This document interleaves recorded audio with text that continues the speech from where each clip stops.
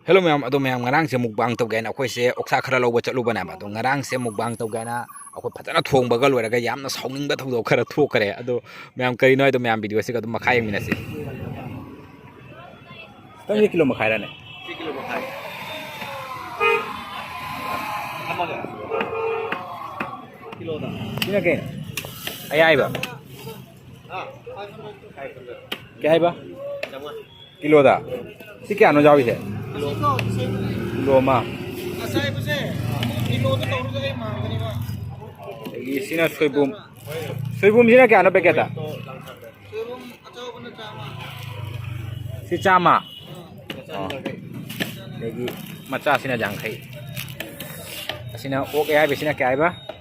changma ga oh ai ba ni kunna lupa changma bas konda lai ra koi kakhal le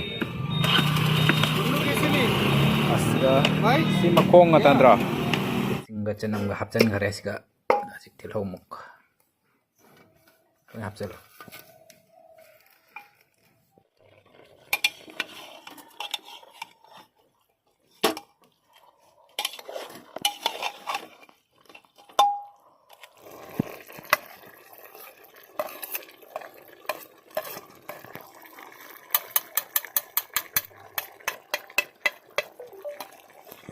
morok achu to na punna hapchal le mam di mamme ajare rasu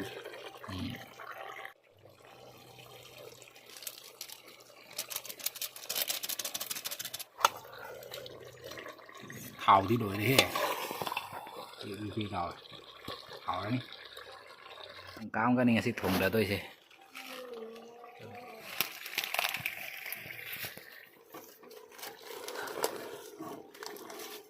chân đấy em làm về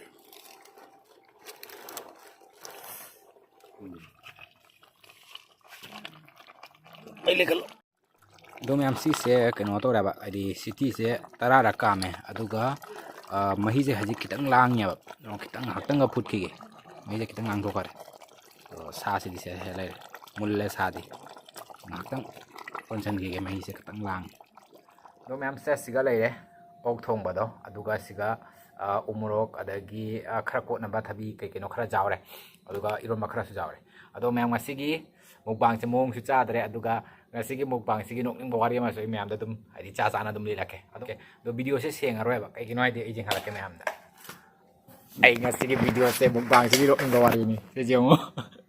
nung dang oi kare se aduga jeng phaja phaja sing jul na cha noi kare hangam mo sam ta jaw dare se macha macha nga ta ngai re ngasai gi ne ba macha nga ta ngai ra pis ka jeng ne bar bar ga ta le patat pa ga ta ngai re do ai cha sa wai heli ra ke ko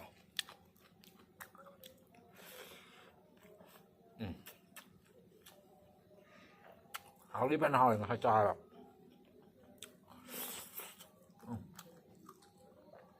bắt mình là này gọi là ta là càng rồi này cũng là đúng ba trời đấy là khi cái setting âm ta tàu đấy ai mày làm được đúng ninh bao đi khai lý là cái nó tàu này đúng ninh bao xong bao rồi ngày sai sẽ giảm sát tí là xong ninh bao thằng bác mà thua kẹp ngày sai sẽ quay sẽ 짜깁니다. 그래. 사실 좀 잡지가 사오는 거 저도 엄청 그래 봐. 사실 mukbang tàu gai na, akwai ngasai pok kalai chatli ba mukbang tàu gai na, patana video sinam gai na tàu bane ba do. Hek akwai gi hinjang che thong ba lo silak ba patana ga u dare do hek hinjang che thong ba lo silak ba gi lo salam dai du ga ne. Do problem ma la ba di chatta ba ya da ma tho ma la ba. adu nang ngasai video ga samata nang ba ai sangau dare num thong ba lo ka guru guru cha ra ga chat la asmai nai myam to ba jaw khara ko hai di mukbang to gai na patana ga khoi thong thak ta na lo ra ga ma taun lo ra ga ne adagi chat ta ba ya da ba adai tau da ba ya da ma thom lak ta na hek nam bang ho da ba asina ba khoi tagi sauling ba lo ra ga amuk chudok ne ba di kan jaw de ko ngasai di sathi na ho ra me ko gi hangam do ha pa ba ni hangam do chik chik na cha ba do patana ho ra me phong bóng sai này rồi sao vậy này nó thấy video này mà không có để phải nó xong thì nó sẽ cái mình chém hay quá này cái trận nó lấy ra cái quá này cái nào cái chân nó thuông mà này vậy đó năm bằng hậu tới video sẽ đó hậu đeo này phải cho nên nhang này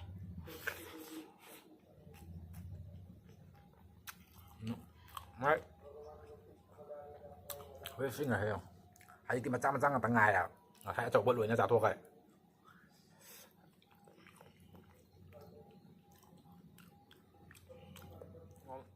Đúng em hay cái thầm mà mong cha được vậy hay cái đúng lối sang lại cái mặt tang xí cái. Ai đi flop cha này bằng cái mukbang cái video ấy. Và phần mà ăn này để bằng cái sai phải rất là nằm giờ cả đó. Do ma'am hajik se ai poche ma lahan Flipkart tagi kakya ba do hajik se lai ai do ai hajik se logo tho imi ado asi se mi ama da i gip pina na ba do ai Canada no kari gi pi do no do ai hajik ti hai roge ko na matang cha ba ma da ne ai dum ma'am dai di khangala ge do hajik se nu pa se lambi da lai ai thoga photo laura ge thuk le ne thogo bu di ya sai ka don na lai ba khang di sai da lai ai ben lambi da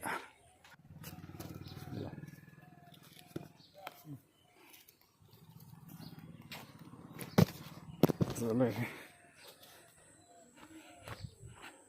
đó mẹ em sẽ xí cái này là hồi đấy bỏ sẽ là han trên khi bạn nghe xí cái hấp tam mục là tên nghe xí cái numit taruk ni suba numit này lại sẽ đó asi sẽ gift sẽ Canada kari gipi đó nó mẹ em cũng có nằm tang chả mà đã đúng phát triển rebuild đâu ra cái adi đúng thabak ama sẽ khơi cái matang matam cha na tàu đờ bay sẽ khơi cái đúng mi cái nozor change đó du cái ấy cái sát thabak su có jam nó tụi mày nó oi cái lẹp tu na matang chaba ma da mayam da phajana ucharage do ma mata phobun honari se jong sonda su hon dagi kumtharai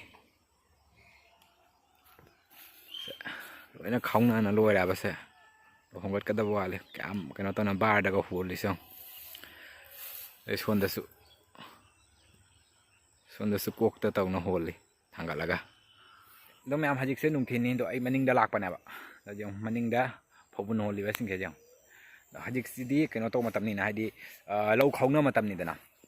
do lau khawna na okhakpudi loi sanare hajik se koi hajik moi hongat na ga ta batang ngai la ba aduni do akoi re akoi su hana asu matam ga se akoi lau uringe matam da dine akoi gi mayangi akoi gi chak thinba ising thinba adu ga da jam to ramina ba akoi gi baro matam sina akoi chak thinba da gi nung thin ga sina akoi dum ising thinba khangde ama khangde dumai na to ramini do hajik ti udrabani sumaina ga se lak phang de duna aise dum ngasi se chin je phali ho aise ngasi se duna dum adi nung thin siga ne adi ngak tang kum muge ku ire sumaina ga uda ba sai ne adugi kumai ni do akhoi gi matam da ga di siung maning de ga to se jang sana akhoi gi torom matam da ura ga phan adi nung bu nung sia ba sumaina adi loina khaung di loira ba se moi si swai gi sing si di loina khaung na hongat kare do asona khara lai songi man moi khau di khau ra akhoi gi hongat kada ba da wa li si matam ja thaba kanaba matam ni se adu gi si hongat laga du gi mo amuk tractor na tawna tha do ri mi khoi gi jamna khoi si matam ja khoi samsati thaba kan matam ne ba khoi kaino matam se sumaina oiba matam se khoi koi ba khot ba ga mata hidi thok pa phangak de khoi gi khoi na hana uringe matam da ne hongat na khare se khoi na se ata su taw ri se khau ri mani moi se khom mi ni se khau ba na te khom mi ni phawun pun da gi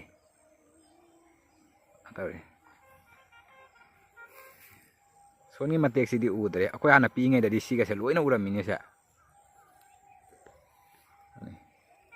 sina pak se khaw na loina hare ngsi hane matam